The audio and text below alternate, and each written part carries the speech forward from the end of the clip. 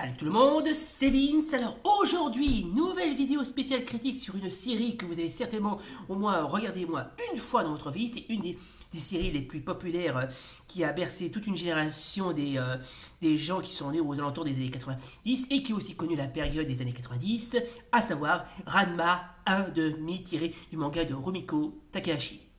Accrochez-vous à vos slips, serrez les fesses. Faut bien comprendre que ce manga, non seulement c'est un manga comique, mais en plus il mélange aussi l'action et les arts martiaux.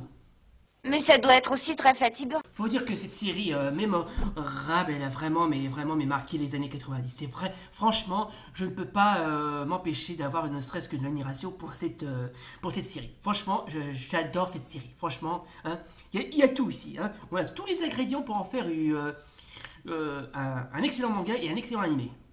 Tu as capté, hein. Et d'ailleurs, pour prouver que je suis un fan hardcore de la série Ranma Anime, laissez-moi vous présenter le coffret de l'intégralité des épisodes de la série Ranma Anime. Voilà, et il est là, hein. Il est beau, n'est-ce pas, hein. Regardez, ils sont tous là, hein. J'ai toute l'intégralité classée numéro par numéro, hein.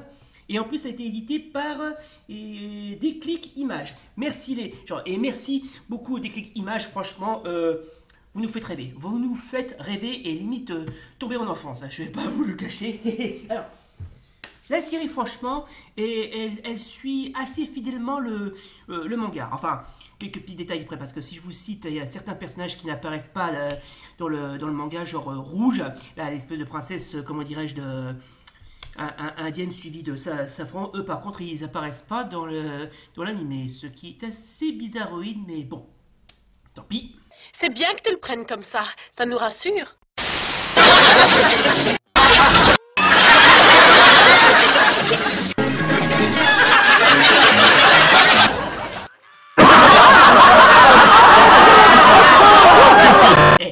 Sans déconner, Ernestin, Aposai, il m'éclate. Et il m'éclate. Ranma Anime est un manga de Rumiko Takahashi, à qui on lui doit bien sûr de nombreux mangas qui ont été adaptés en animé. Ça va à l'encontre de Maison Ikoku, plus connu chez nous sous le nom de titre en français de Juliette je t'aime, Urusei Yatsura Loom ou Lamu, l'histoire d'amour entre un jeune terrien et une jeune et belle femme extraterrestre, mais bon, je suppose que vous devez certainement connaître. Alors, il a été publié entre 1987 et jusqu'à 1996 dans le magazine Weekly Shonen Sunday de l'éditeur Shogakukan et a été compilé en un total de 38 volumes. La version française est éditée par l'intégralité par Kléna. Alors, hormis bien évidemment son adaptation en animé, et bien sûr évidemment qui dit animé dit aussi film, puisqu'on aura droit quasiment à des adaptations en film, notamment comment dirais-je, Le Terrible Voyage en Chine et Rendez-nous nos copines, qui sont les deux films de Ranma Anime que j'ai qui sont assez appréciables, hein. J'essaierai de voir si je pourrais faire des cinémas clubs là-dessus, pourquoi pas, qui aura aussi droit bien évidemment de quelques OAV ainsi qu'un téléfilm, non, avec de vraies personnes, non, c'est pas des conneries, il existe vraiment un téléfilm live avec de vrais acteurs qui est un petit peu moyen sur les bords, mais bon, c'est pas grave. Au moins ça respecte bien le manga, et évidemment on aura droit bien évidemment de certains d'autres produits dérivés, comme ce soit les figurines, en passant par les jeux vidéo, notamment un qui est sorti sur Super NES, un jeu de combat à la Street Fighter 2, mais en mode pas terrible, mais bon, qui vaut vraiment le coup d'essayer, ainsi que d'autres. Mais bon, ça c'était c'était juste histoire de faire plaisir un petit peu au marketing. Bon, pour ceux qui dormaient au fond, je vais faire un petit résumé de l'anime, mais c'est l'histoire de la famille Galan ou Tendo en VO qui reçoit la visite de Gemma Saotome ou Gemma Vincent dans la VF et de son fils Ranma, de retour après un entraînement en Chine qui s'est pas passé comme prévu car les deux hommes ont été victimes d'une malédiction car ils sont tombés dans une source maudite qui les a complètement transformés. Je m'explique. Lorsque Genma, le père de Ranma, tombe en premier dans une source et il se transforme quasiment en panda, quant à Ranma, lui, lui il subira le même sort et lorsqu'il tombe dans une source il se fera quasiment mais transformé en fille quoi. Bref, c'est en gros ils ont été victimes d'une malédiction dont ils pourront malencontreusement pas s'en séparer. C'est un peu dommage. Alors de retour au Japon, ils reviennent, bon donc comme je viens de vous dire, ils vont quasiment mais rendre visite à la famille de comment dirais-je d'Aka Nintendo.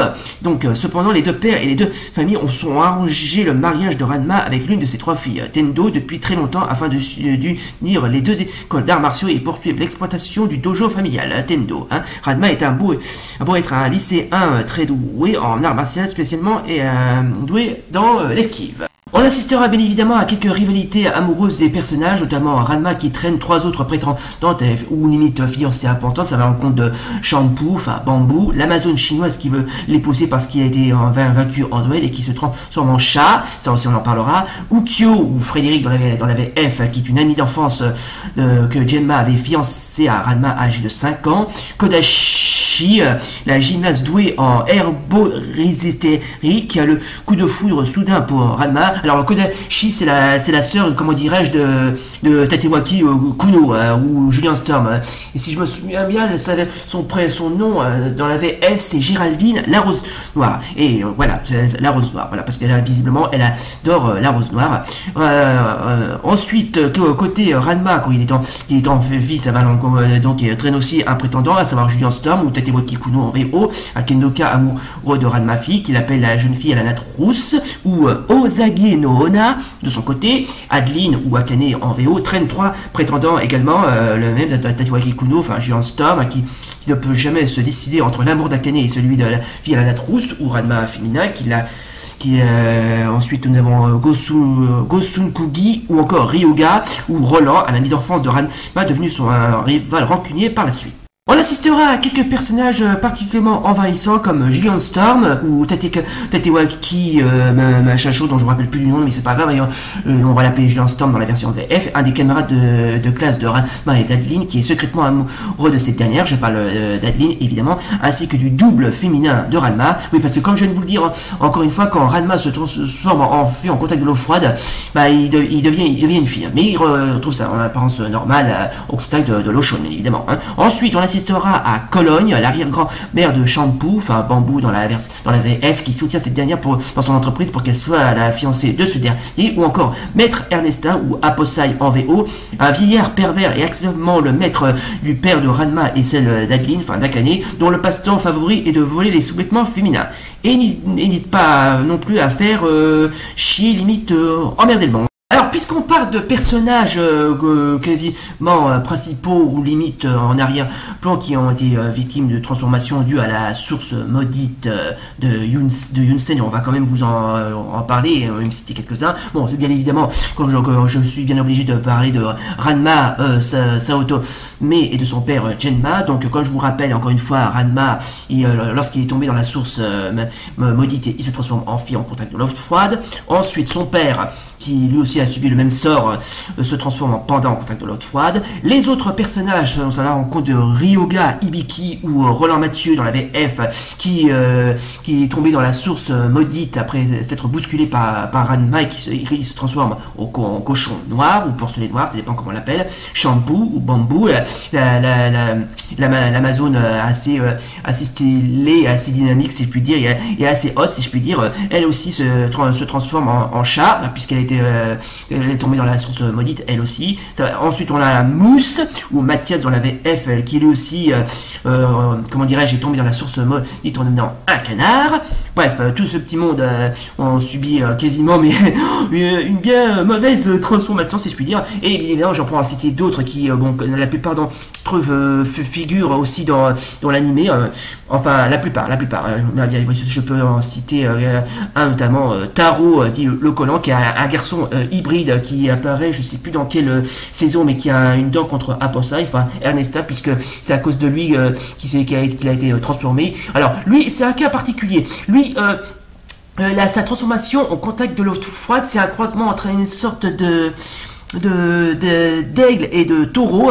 Enfin, il se transforme en taureau volant. Hein, et en plus, il en veut aussi à Aposai, non pas que à cause de sa transformation, mais aussi à cause de son nom, car qu'il le juge un petit peu trop nul, si je puis dire. Bref, elles sont assez énigmatiques et un petit peu revanchards. Et évidemment, je peux bien sûr en parler de quelques-uns, notamment une rouge, une fille. Bon, alors j'ignore qui elle est. Elle apparaît pas dans l'animé, mais c'est pas grave. Donc, mais vu sa robe, ça va être probablement une princesse indienne. Alors elle, sa particularité, c'est de se transformer en Ashura, une divinité hindoue à 3 têtes et 6 bras au contact de l'eau froide. Rakyosai, alors lui non plus, je sais pas qui c'est, lui non plus il apparaît pas dans l'animé, mais bon, qu'importe. C'est un vieillard mais qui se transforme en enfant au contact de l'eau froide. Et évidemment, je peux en citer quelques-uns, notamment Koruma et Masara qui se transforment en hybride humain-oiseau, Kima qui sont hybrides humain-oiseau, d'abord en humaine puis en akane. Bref, une chose est sûre, je ne sais pas ce qui se passe dans cette source maudite, mais bon, j'ai un peu de pitié pour eux, je sais pas pourquoi, mais bon. Mais bon, cette série, franchement, même si y a pas mal de, comment dirais-je, d'intrigues composées d'amour et de comédie, d'ailleurs, il y a plus d'amour d'amour et d'humour, et ainsi que de comédie. Il n'y a pas le moindre histoire tragique. Non, franchement, cette série est vachement bien. Elle est bien, franchement. Franchement, dès qu'on la regarde, on a vraiment beaucoup d'admiration et de fascination pour les personnages. Et c'est ce qui donne le peps de cette série. Hein. Franchement, cette série, ça a été vraiment ce qu'on peut appeler un immense impact dans l'univers du manga, quoi. Et voilà les gens, c'était donc la fin de notre vidéo critique consacrée à la série Ranma à demi. J'espère que ça vous a plu parce que très sincèrement j'adore cette série, j'ai presque envie de la regarder encore et encore.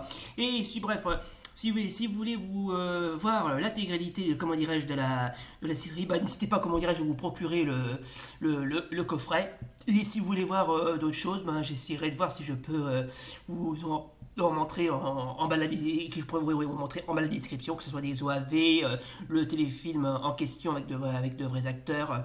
Bref, je verrai. Franchement, mais la série, franchement, est tellement amusante, mais tellement fun, que franchement, elle a tout pour plaire. Mais au max, quoi. Franchement, vous ne pouvez pas apprécier Ranma à demi si vous n'avez pas vu au moins ne serait-ce un épisode ou lu le manga. Bref, cette série est géniale. Franchement, cette série est génialissime. Voilà donc, j'espère que ça vous a plu. Si c'est comme d'hab, n'oubliez pas le pouce bleu et l'abonnement. Et d'ici là, salut et rendez-vous pour de prochaines vidéos critiques. Et on laisse le mot de la fin à Akane, enfin Adeline.